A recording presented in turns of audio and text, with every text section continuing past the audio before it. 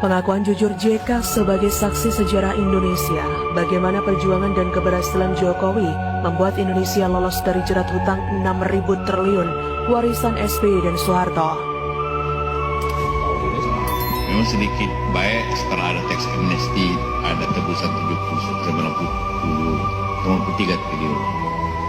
Tapi hutang ini kan akumulasi selama puluhan tahun. Kalau perlu kebijakan perpu, ya perpu saya keluarkan. Kalau perlu perpres saya keluarkan. Kalau saudara-saudara punya peraturan Menteri Keuangan, keluarkan. Untuk menangani negara, tanggung jawab kita kepada 267 juta rakyat kita. Apakah pemerintah serius, Pak Jokowi? Saya termasuk bahagian dari pemerintahan yang lalu dengan Pak Jokowi. Saya tidak pernah melihat presiden yang seserius itu untuk melihat rakyatnya. Dikutip dari tweet Twitter Toto Kartaraharja @Kartaraharja, akhirnya mengaku juga. Teman-teman, bacalah pengakuan seorang JK berikut sebagai saksi sejarah Indonesia. Pengakuan jujur JK terhadap keberhasilan Jokowi dalam mengelola negara sehingga Indonesia perlahan lolos dari beban utang peninggalan era SBY dan Soeharto yang telah membuat Indonesia harus menanggung utang hingga 6.000 triliun dengan dalih subsidi yang hanya memperkaya dirinya sendiri dan konco-konconya. Silahkan Anda menyimak sampai selesai agar kita paham mengapa kini Indonesia perlahan menjadi negara hebat di Asia dalam kurun waktu yang tidak terlalu lama di era Joko Widodo. Perjuangan moral Jokowi bagi Indonesia. Kala itu, mantan Wakil Presiden Republik Indonesia, Yusuf Kala, dalam sambutannya di acara Simposium Ekonomi di MPR Senayan, mengatakan bahwa ada dua kebijakan keliru yang dilakukan pemerintah era Soeharto dan SBY, sehingga menghabiskan anggaran 6.000 triliun rupiah. Kebijakan itu menjadi salah satu penyebab ketertinggalan Indonesia dari negara-negara tetangga. Satu kebijakan era Soeharto dan satu lagi era SBY. Selama 32 tahun Soeharto berkuasa, tidak ada riak yang berarti untuk menghentikannya. Saat Soeharto jatuh, tatkala fundamental ekonomi yang disimpan rapat bertahun-tahun terbuka lebar oleh aksi George Soros terkuat.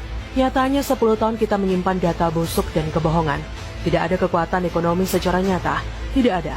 Soeharto tidak punya rencana hebat untuk membuat Indonesia hebat dalam sektor ekonomi, kecuali hanya menggali lubang sedalam-dalamnya melalui hutang tanpa rencana real untuk mengubah Indonesia menjadi lebih baik. Dari jumlah hutang yang digali Soeharto, hanya 30% yang digunakan untuk membangun Indonesia. Selebihnya habis dikorupsi oleh mereka yang menopangnya menjadi penguasa selama 32 tahun.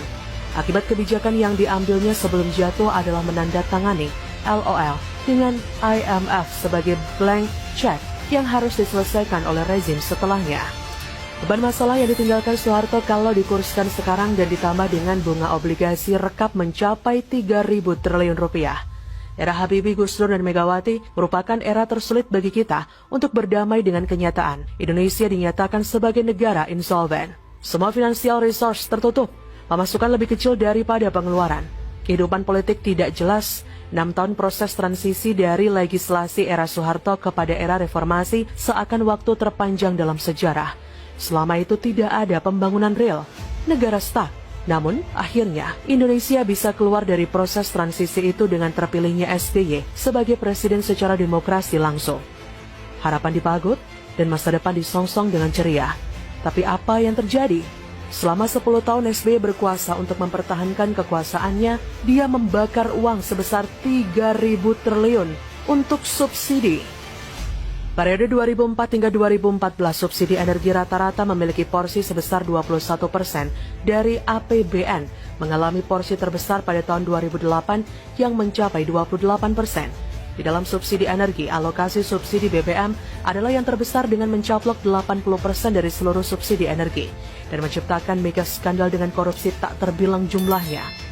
Andaikan uang sebanyak itu SBY gunakan untuk membangun jalan tol, maka kita sudah punya jalan tol Trans Sumatera dan Trans Jawa, juga kereta cepat Jakarta-Surabaya, dan puluhan kawasan industri berskala internasional.